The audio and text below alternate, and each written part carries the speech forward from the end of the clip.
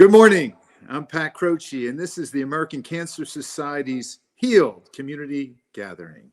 HEALED, H-E-A-L-E-D, health and energy through active living every day. What a great motto, huh?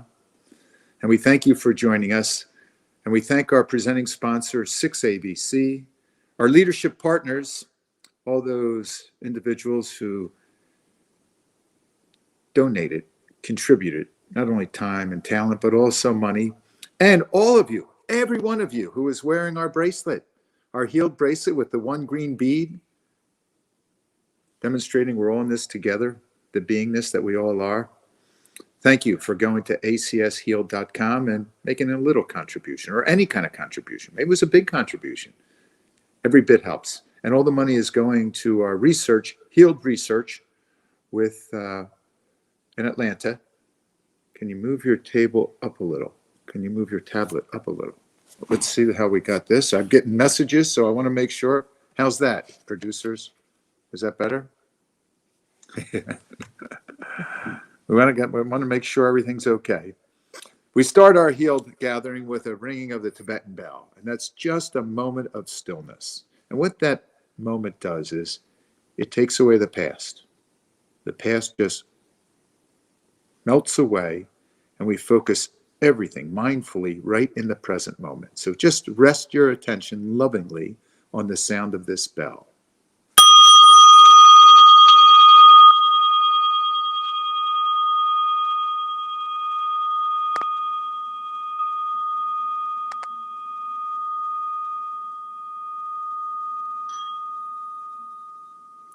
What's amazing, whether it's a bell or a bird chirping or the sound of the air conditioning or whatever it might be, if you place your attention mindfully in the present moment on purpose and without any judgment, you can't be under stress.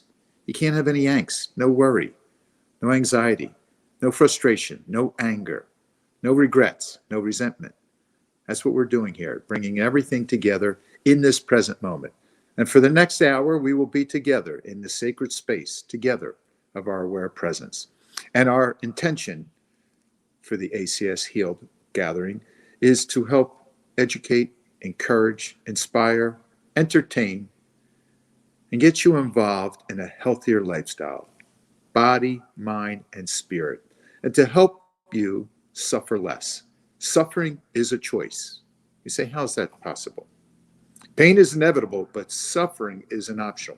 Psychological suffering, you can choose not to suffer. I'm not talking about sorrow with the death of a loved one. That's a manifestation of love. I'm talking about that suffering that's a manifestation of fear. When you leave the present moment and you pull from the past or you project to the future, no. Our intention is to bring you right into the now. And we're going to do it right now with our first guest. We have two wonderful guests today. One is an old friend of mine whose father was a great mentor of mine. Her name is Lauren Hart. She's a singer, songwriter, and a survivor, the three S's. She's recorded several albums, and she even was the leading act for Fiona Apple, Tori Amos, Train, and 10,000 Maniacs. In addition to being a wonderful, loving singer, she has also been, like many of you, a survivor of cancer, non-Hodgkin's lymphoma. In 1999, she was diagnosed. And through all of her help with the American Cancer Society, she was awarded the Humanitarian of the Year Award. Would you please welcome Lauren Hart? Hey, Pat. Hi, Lauren. I should tell everyone, too, that I'm really prejudiced toward you. Lauren used to babysit, her and her sister babysit my kids, like my kids. How is that possible? I can't, there's no way. I mean, you and Kelly look the same age. It's impossible. Timeless. You are the timeless now. I love it. So yes. I love your backdrop too of the guitars and ukuleles.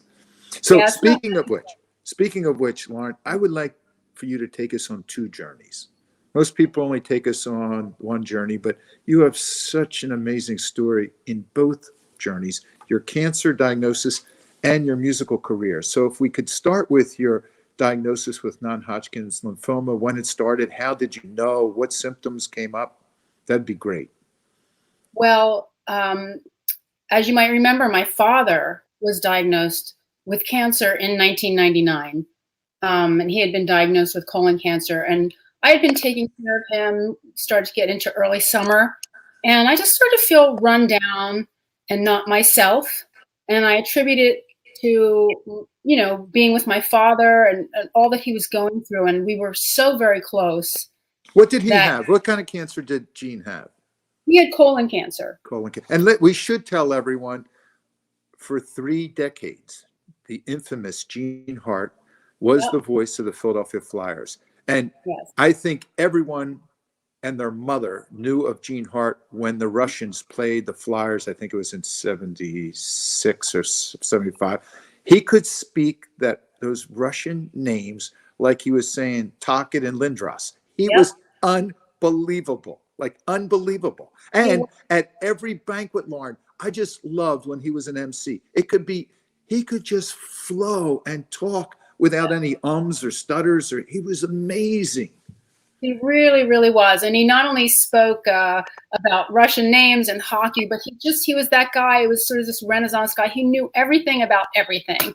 If he saw a turtle crossing the road, he'd tell you an hour dissertation on why turtles in the Northeast, which ones are indigenous and which ones are, he really was just this encyclopedia back when we had encyclopedias of information and knowledge. And he just loved learning. He really gave that to me and to my brother and to my sister. It was such a unique gift, and something that I think about all the time, about all his things that inspired him and wanted to make him learn every day. He never stopped. So when did he get sick? When did Gene originally get sick?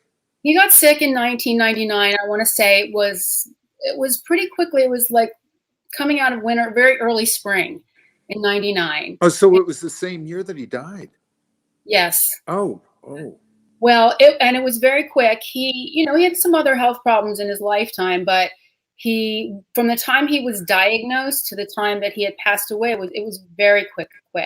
And it was sort of, having said that I was really close to him, I thought that this would be like the worst thing that could ever happen to me, was to lose my dad, and spending that time with him, I felt like my body was taking on the sadness, the sorrow of what was going on in front of my eyes every day.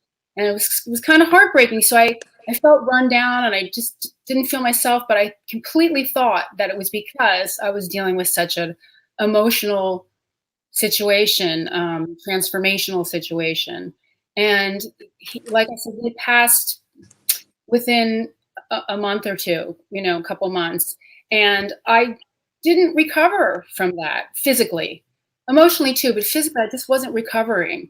And I was tired, and I felt like I had a cold all the time, and just not me, just not me. And I had noticed at one point that I had like a lump right here in my chest. Wasn't too noticeable, but enough so I asked the doctor, I said, hey, what do you think this is? And they had said, well, it's really common. People, if you lift weights or you work out, which I did a lot and always have, that you could hurt your chest wall muscle. And it was probably that I pulled a chest wall muscle.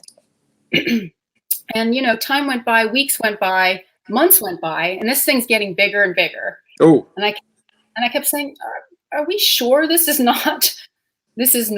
Like I could turn sideways and you would see it coming out of my chest. And, it was really stressing me a lot, but I was listening to doctors and people saying, yeah, it's probably nothing.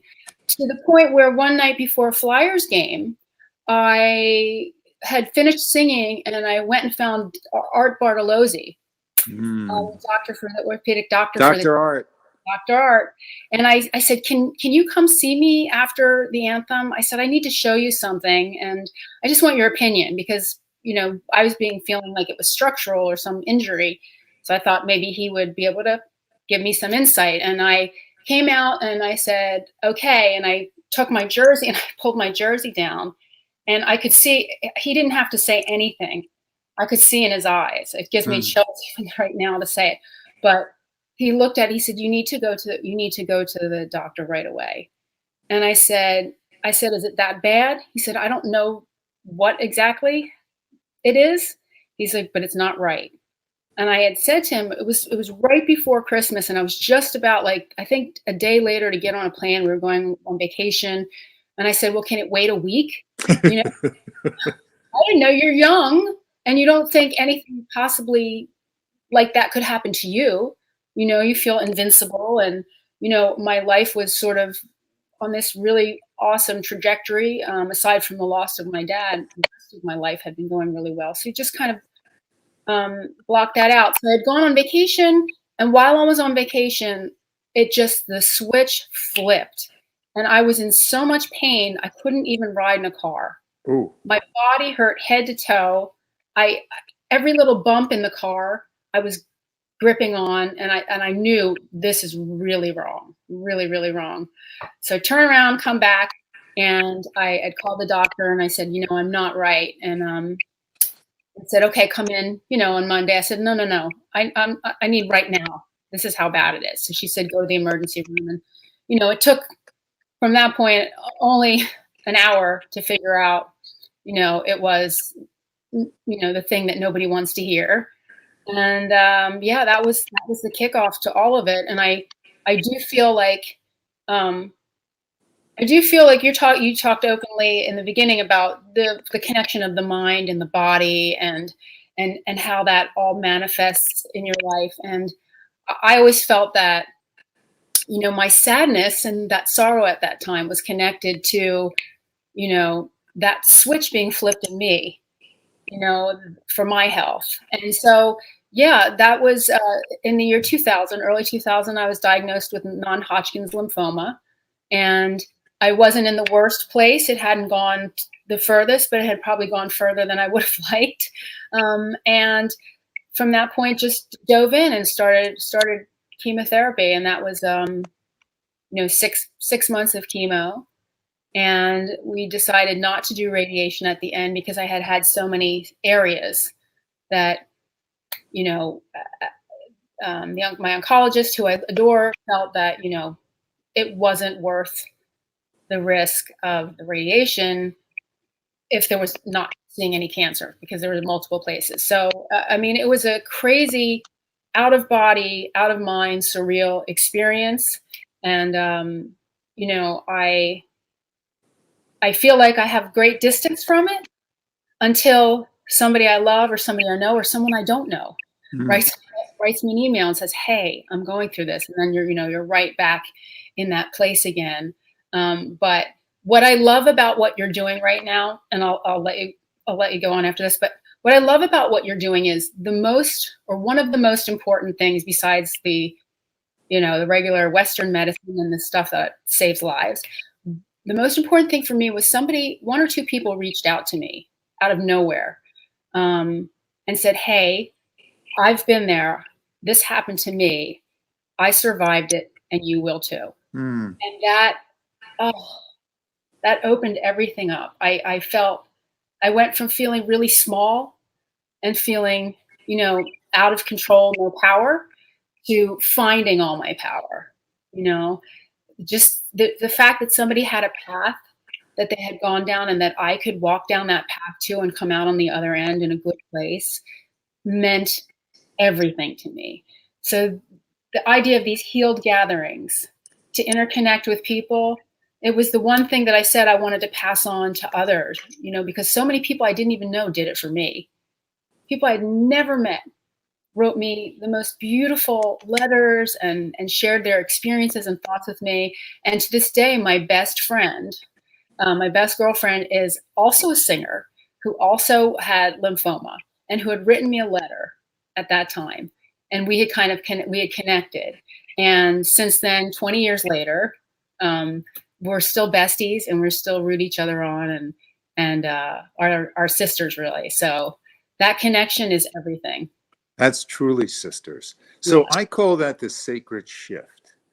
When the perspective of consciousness just shifts to a point it elevates a low vibrational frequency, the energy in this realm of form, to a higher vibrational frequency. So bring us back. Not that I meant to dwell on this, but it's just so beautiful because everyone who's watching can have a shift like you did. Who was it? Where were you when someone said, I survived and so will you? Okay, well, two things stick out in my mind. Please. The first one was the very first call I got was from Eric Lindros before any. I love him. And Eric said he said, I just found out that you're going through a rough time, and I just want you to know I'm behind you, and the whole team is behind you. And all of a sudden, I was like, okay, I got lifted just a little. I got okay. There's people around. I'm not alone, and I feel like I felt some power. The second one, and really the turning point, was there was a boy in my high school.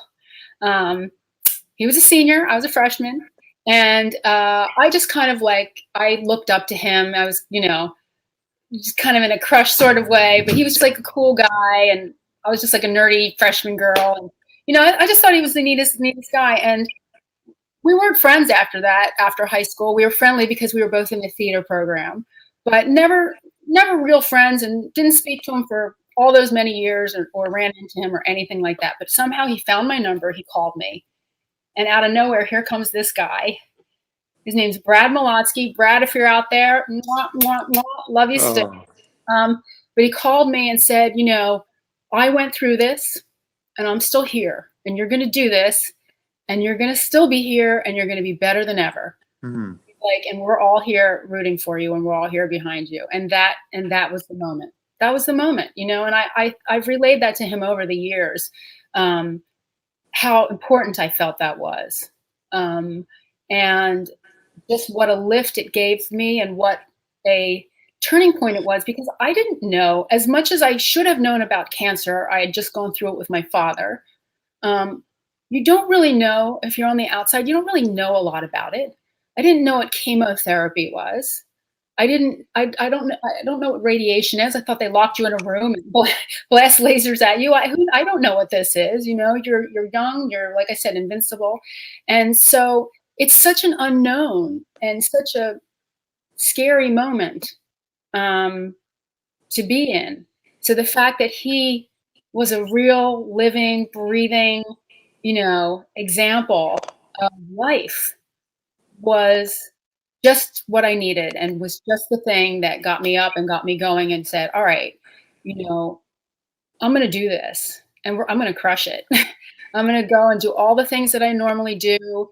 I'm going to try to, live this big. And I had gone to the team. I had been singing for the Flyers. For the past year or two, maybe 2 seasons off and on. And I went to the team and I said, listen, this is the story. And if you don't want me there, I understand. I don't know what I'm going to look like. I don't know, how great I'm going to be, but I'd like to still be here. But if you don't want me, I do understand, because it's entertainment, and I don't know if anybody wanted to see me out there all the time that way, I think everyone wanted to see you, Lauren. Yeah. I was running the Sixers at the time. So, yeah. And I saw you, for you to go out at center ice. Yep. And they, without skipping a beat, said, absolutely, we want you here. And interestingly enough, at the same time I'm going through it, our coach at the time, Roger Nielsen, had also been diagnosed with cancer. So we sort of had this unique bond going on in there. We had this very special bond happening, and this very special, convergence of people and ideas. And the first night that I had gone out to sing after, I had been diagnosed, when I turned around and walked off, there was the So wait, stay there. Keep us there. So tell us, you were diagnosed when did you start chemo? I was diagnosed in January 2000. Okay. Chemo a couple weeks in. When did you step back on the ice? Oh, I never stepped off. My goodness. I thought there was some break in the action. No break in the action. I actually had gone and had a lymph node removed out of my neck, and I slapped on a turtleneck and went to the game. because that, Flyers, being a physical conditioning coach for the Flyers for those 14 years so I got to know your dad really well. They love people who get cut up and come right back into action. I mean, I've seen them pull teeth out and just go back in and playing. The Ronnie and Richie Sutters and you, you were their warrioress, their goddess. I was, right? I mean, I didn't realize what was going on at the time. I was doing it for self-preservation, because I thought if I could continue to live my life and to sing, which is the thing that gave me the greatest joy, and still does give me such great joy. If I could still do that, I would really have something, an anchor, I'd have something to hold on to. And that 90 seconds was this incredibly powerful moment for me. And what I didn't realize was that I was not alone in this situation, that 20,000 people were watching, and 20,000 people probably knew someone who had had cancer, who might have been going through cancer themselves, who might have had a brother or a sister or a friend. And so in this weird way, we're all now bonding it's just taking it to a whole new level, that connection. And spiritually, it was very intense, and it was life-saving in a lot of ways, having all that energy all the time, even if it was like a few times a week, just for a minute, I'd put on my best face and I'd get in the car. If I didn't feel good enough to drive, my buddy'd come over and he'd drive me down the building every night. And I'd get out there and I'd do that. And I'd feel like, a million feet tall, and I'd go and watch the game for maybe make it through one period, and I'd be like, I can't do this. I gotta go home. I'm too tired. I can't take it. But it was really energizing and very empowering to be able to go out there and do that, and have that platform in that moment. And I also connected in that moment with the team and with the fans, because they were also mourning my father. I just felt like all these arms, everybody lifted me up. I really do. I mean, I'm not being dramatic, but I do feel that way. I felt like people embraced me in a different way and embraced my role there in a different way. And singing there, I adore.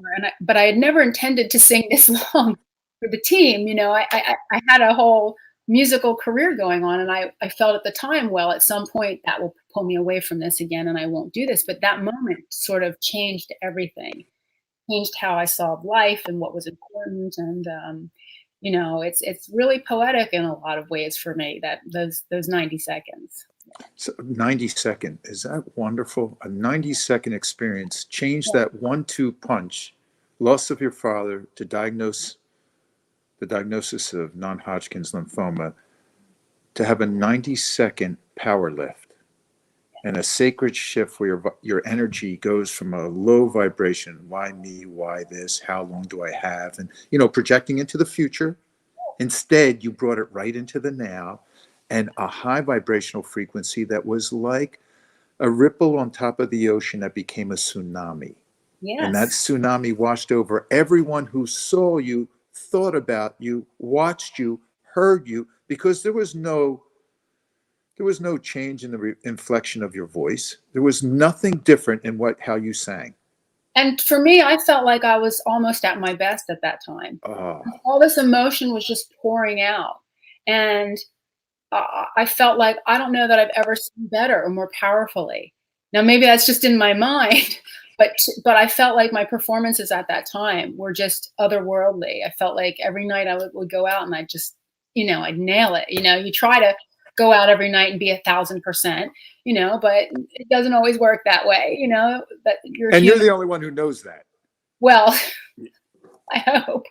Sometimes. So before I put you on the bench and bring Paul out, being not only a singer, but a songwriter, in this moment, in this experience, that whole sacred shift and the whole vibration that you emanated from your body, this whole change for everyone around you.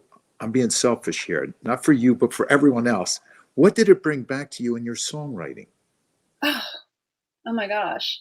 I mean, very quickly, at the time that I was diagnosed, I had a record deal in management, and I was making records out in LA with the Red Hot Chili Peppers and Johnny Cash. And I was just like, I was in my zone, you know, and that was not there after I got that diagnosis. Those things kind of floated away, you know, floated away. But I still had my 90 seconds, and I took all that energy and went back into my music. And in a good twist of fate, the music that I made coming out of that time was the best I had ever done, and it was my most successful, I think, even Wow. to date. Yeah, that work. So it really manifested in a good way in my art and my music, and just made me love it even more. Can you share with us what album you would recommend people go to that takes them into this experience right here? Yes, it's called Girl Keeps On. The album is called Girl Keeps On. And it was about perseverance, and it's about survival. I also used my dad's voice in there a lot. I sampled his voice, and so you'll intermittently hear in songs, you'll hear him. And he closes the whole, at the end of the album, the end of the CD, he closes the whole album with his good night and good hockey. Oh, Tab. geez. That's right. Good night, good hockey. Oh, geez. Well, I think it says, from all of us to all of you, good night. Yeah. Yeah. So I Beautiful. memorialized him there as well. So yeah. Beautiful, beautiful, beautiful, beautiful. So just take a little respite. Go sit on the penalty bench just for a little while. I'm going to bring in your teammate today. So thanks, Lauren. Thank you very much. Thank you for sharing. Thank you. Our next guest is Paul Isenberg. Paul is the founder and the CEO of Bringing Hope Home. Bringing Hope Home. It's a nonprofit organization that provides help to families, check this out, with cancer through financial and emotional support. So he provides these grants, these Light of Hope family grants that people apply for, and will understand why. He graduated from Westchester University, where I went 2 years, 2 of my college years, and he's the author of the book Lessons Learned, a comprehensive strategy for building a passion-driven nonprofit. Passion-driven. First, we have Lauren Hart, who is just a bundle of beautiful passion. And now we have Paul Eisenberg. Paul, come on. Good morning, Pat. How you doing? Or good afternoon. I'm doing great. Good to see you, my man. Great to be here. Thank you. A Westchester University alumni, huh? Go Rams. I love that college, even though I only went there 2 years. I did help to fund the Center for Contemplative Studies that's up there for that. Oh, very nice. Mindfulness and meditation and yoga. And so, yeah, there is a whole Center for Contemplative Studies on campus. Very cool. So tell us, Paul, how did you even come about the idea of Bringing Hope Home? What was the experience that you endured that generated this great idea? So I was married to a wonderful woman named Nicole Mikowski Eisenberg.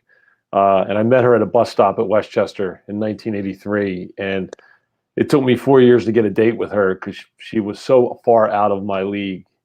And I'm very persistent. And I got her to go out with me. I actually took a job at a restaurant where she was working. My buddy's dad owned it because she was working there all summer. And it gave me a chance to get to know her. And I got her to go out with me in 1987. I got her to marry me in 1991. And she was a stay-at-home mom with our young son, Christopher, at the time. And she was expecting our second child, Gabrielle. And she wasn't gaining weight. And she wasn't feeling well. And she couldn't catch her breath. And she had itchy skin. And very similar to what Lauren relayed in her story was the doctor said, oh, it's this or it's that, and it'll get better. And what it turned out, one morning she couldn't catch her breath. And she went to the doctors and they did an x-ray because it was almost time to deliver the baby. And they found a large mass in her medial sternum area behind her sternum where she couldn't breathe because she had this mass sitting on her. And she was diagnosed at 9 months with stage 4 Hodgkin's disease. And I remember the day we got the call about that, our life instantly changed. We thought everything was great. We thought we had a baby. We had a new one on the way. We were happy. We were just enjoying ourselves. And that whole world just shifted. You were talking about shift in before. And I remember just the weight of a wet blanket on my family and my house and on me. And I just promised Nicole, I said, we'll do whatever we need to do to make you better. We'll do whatever we need to do. I don't care. And we tried everything. She went through 6.5 years of treatment, 4+ years of pen, tons of chemo, radiation, and a bone marrow transplant. And then NIH down in Bethesda, Maryland, tons of chemo, radiation, a bone marrow transplant. And it didn't work. And on August 2nd, Saturday morning at 8 o'clock in the morning, she passed away in 2003. She was 38 years old. She was 5 foot nothing and $115 and the toughest person, one of the toughest people I ever met. And during that time, we would go to chemo at Penn. So she was an outpatient. And back then they were at the Penn Tower Hotel in Philadelphia, which is no longer there. And you'd sit in a room with 5 people and get chemo. And Nicole was super energetic and loving. And she would talk to everybody, and she would know everybody by the time we left. And I spent a lot of time working on my network and getting to know wonderful people. And she would say, okay, I met this guy, Jimmy, and he needs a plumber. So you got to help him get a plumber because he can't afford it. And I know this young lady needs a job. And I know, you know, your friend over there, and you know this. And so I would leave with a list. And then I would say to Nicole, you know, I saw Pat Croce today. I saw Lauren Hart today. They're great guys. I never see anybody. And she said, well, how about you stop complaining and go start an event and raise money for a charity and only invite the people you like.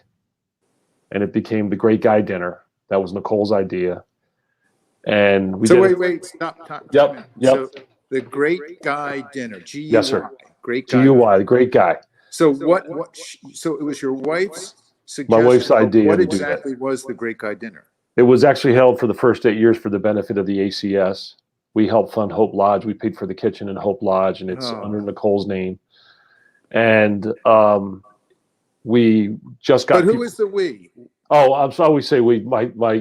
Tim Sherry is my co-founder, and we ran the dinner for 8 years just as an event for the ACS. We only invited people we liked.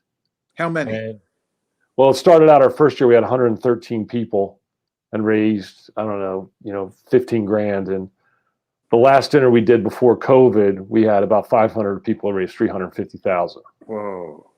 And I think we just took all our energy and really wanted to do something positive with it.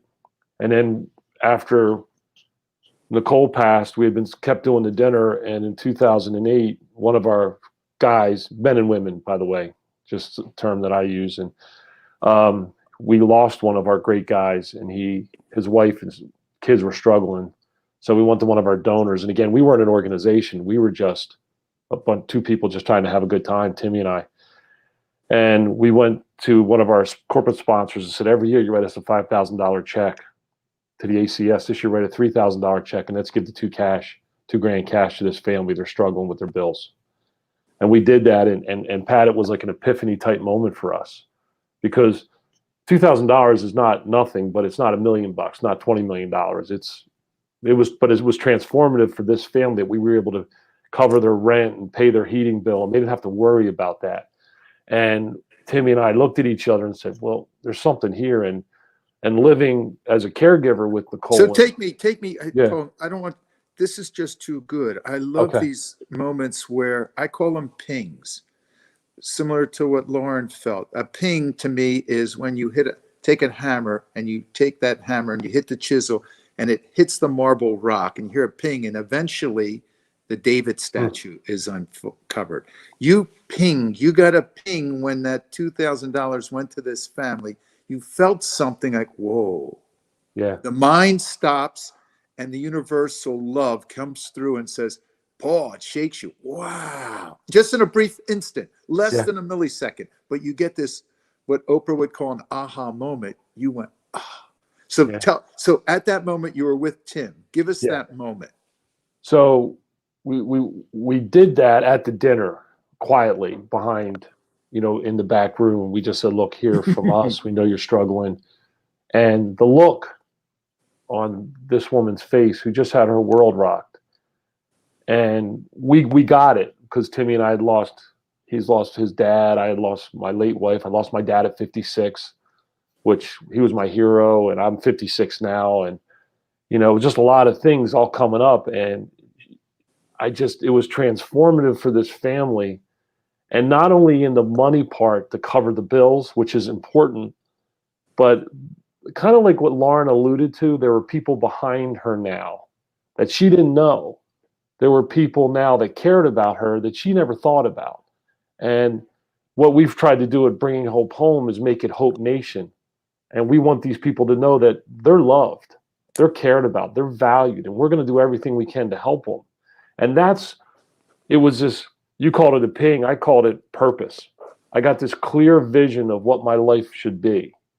Well, the ping is only that instant. That's only Right. that brief where understanding comes from the universe through, and you go, after that, then you have your purpose. It was just it's clarity, Pat. It was Totally. true clarity on like, oh, and Well said. I had lived it, just as a caregiver with Nicole, and saw Nicole go through what she went through.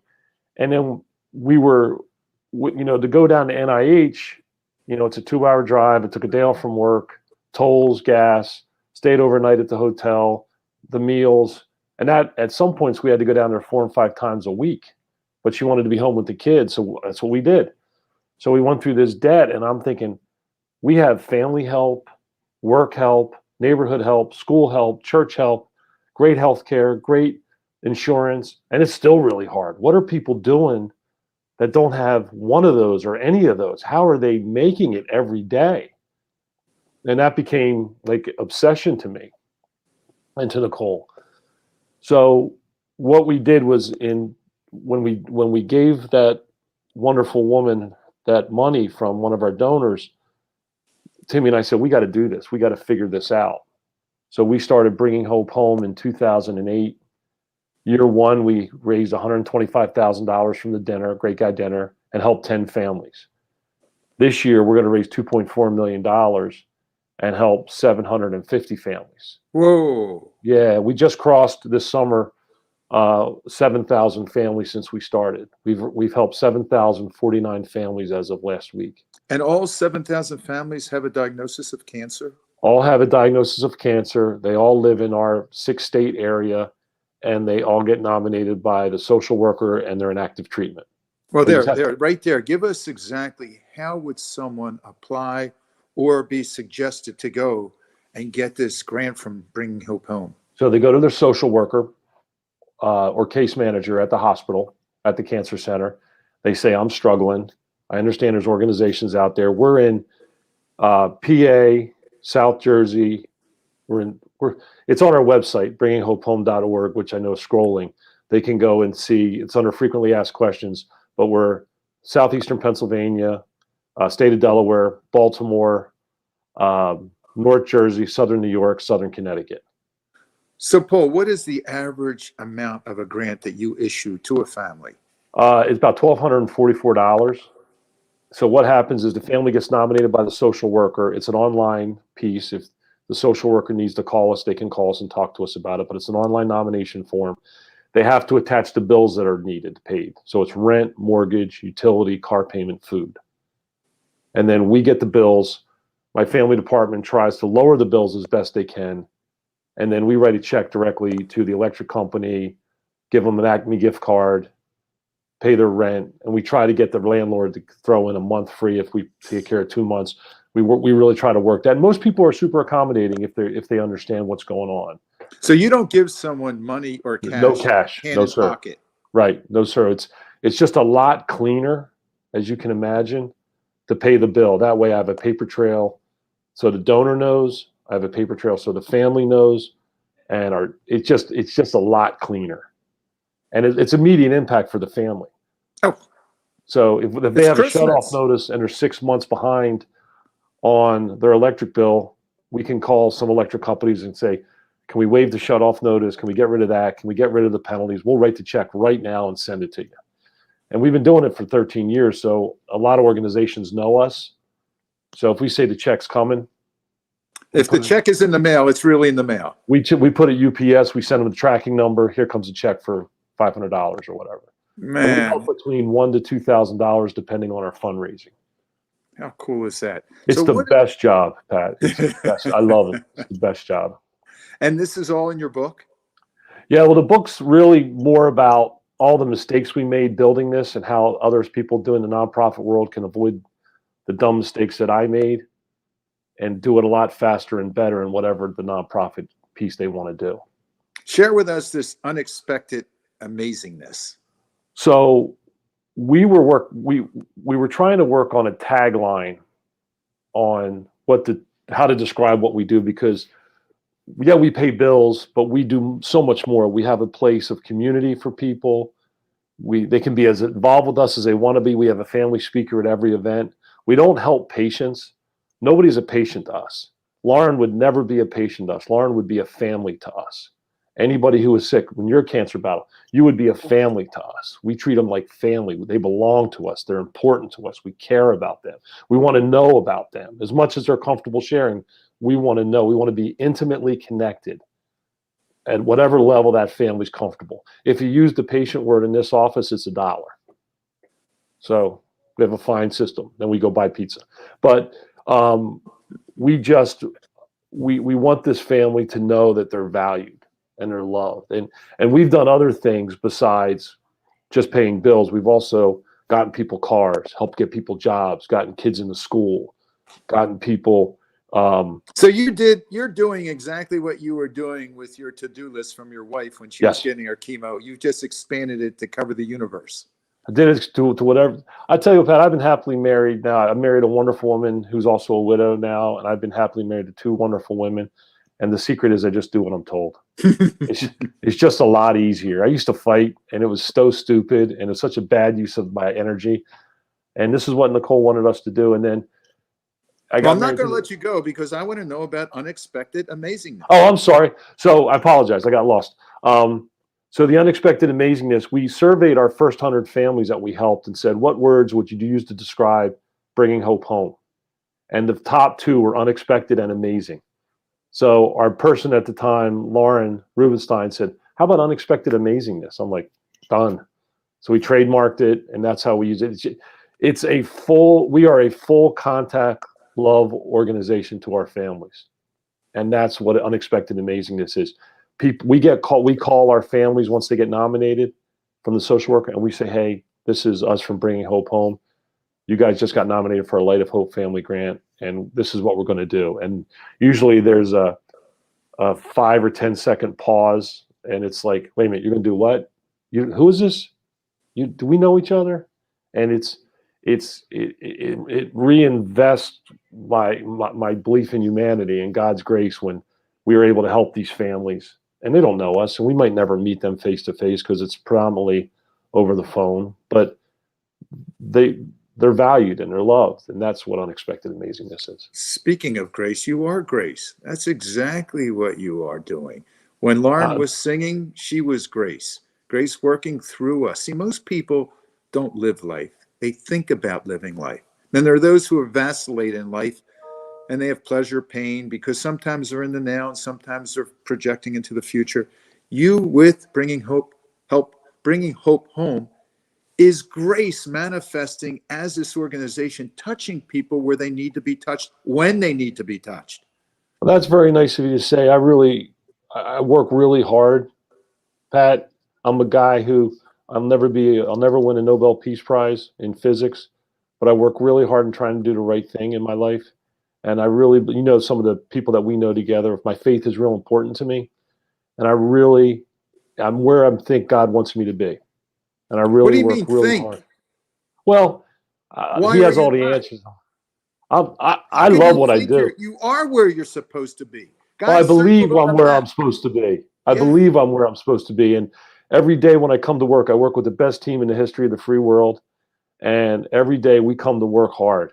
And we just had our golf outing yesterday, and 170 of the best people on the planet just there helping people. And they're probably never going to meet these people that they help, but they believe in what we do. We had people there talking about it. It's just, I just can't wait to go to work every day. I can see why Dan Horan suggested, Pat, you got to get this Paul Eisenberg on. You'll love him. I love Danny. I'll do whatever Danny says. So stay right there. Yes, sir. Please, Paul, stay right there. We're going to Yep. bring Lauren back on, because if you have any questions for Lauren, or there she is. Lauren, how about that? Had you ever heard of Bringing Hope Home? I hadn't, but I'm just so moved right now. I think it's such an amazing story, and it is, like Paul said, paying someone's electric bill. We wouldn't think of that as an everyday thing, but how much that means to someone in that moment, and how it's a game. How it just shifts everything with something so simple as that. Well, and we have an event, Lauren, that I'll invite you to as our guest on September 19th. We have the Great Gals Brunch. It's a Sunday, and Tracy Davidson's going to be our speaker. So Awesome. If you'd like to come, let us know. Will do. And where is that? That's going to be at the Springfield, Delaware County Country Club. Very cool. Beautiful. Yeah. And Diana, come on, Diana. Diana has a couple questions for each of you. So first of all, we have so many great comments. Everyone is so inspired by both of you. So thank you so much. But I do have just a couple of questions. The first one is for Lauren. You talk about how just receiving messages and, folks you didn't even know reaching out to you to say, hey, I've been through this. You can do it. You're going to be fine. So how do you, now that you're on the other side, how do you pay that forward for other people? Well, I'll tell you, I answer every single email, every single call that I ever get from anybody asking about this. That's the first thing. You don't have to know me. I don't have to know you. But if I can help somebody in any small way, I'm ready to do it. And I think people, after they go through something, people respond in different ways. Some people like to have space from it and need to separate a little bit. And some people like to dive right in. And that's what I did. I dove right in, and I work with a bunch of great organizations, in particular one, with the American Cancer Society, with our group of girls here that are just amazing, and Sandy Rollman, and just sort of, if I can make a difference just by giving some time or sharing some conversation, that is such a simple thing to do, but so necessary and so impactful. So I just try to do for others what they did for me, and I think it's something that we can, we could put into practice in all of our lives, not just in these moments of crisis or of challenge, but to take that into life every day, because I think people forget that you can make a difference with such small things. I think people get frustrated. What can I do? And I'm not going to change anything. And you sort of get that mindset in there, but you can, and you do change even with the smallest things. So to just keep doing it. And it doesn't have to be anything, maybe as organized as what Paul's doing, or has the profile things of what I'm doing, but just connect, and that will start everything. Yeah. And Lauren, one more. So are you ready for the hockey season? I am so ready for the hockey season. #1 fan down there. And hopefully we'll have a great year. Awesome. Wait, let's stay there. I'm sorry. Go ahead, Lauren. No. I was just saying, I'm hanging in until we get a cup. I don't know how old I'm going to be when it happens, but that's my mission. I want to know how difficult it is to sing the Canadian national anthem. You know what? The Canadian national anthem is really lovely, and it's quite fun to sing. The United States anthem is very difficult to sing, and it's a challenge. It's a real challenge, but it's a good challenge. What makes it a challenge? What makes it the challenge is just the range that you're in. And you have a real low parts, and you have to get up real high, the transitions, and it's sort of whereas the Canadian anthem is very melodic and flows like, this lovely song. The United States anthem is like, get it now, and it's very big, and it needs power and discipline, and so it's a challenge. Any singer that ever has done it will say, oh my gosh, I don't love singing that song, but I love singing it. So, and you do it well. That's my. My hit song. What can I say? Awesome. And Paul, you've helped so many families. Bringing Hope Home has helped so many families. Can you share with us what your most inspirational story or moment throughout helping all those families? What's something that's had the biggest impact on you through that? That's a really good question. I will tell you that I probably cry at work every other day for either positive or sad news because we get so close to people. Mm-hmm. I think it's hard. It's really hard to think of one. I think one of them is when I lost Nicole and I got remarried to a wonderful woman who's a widow.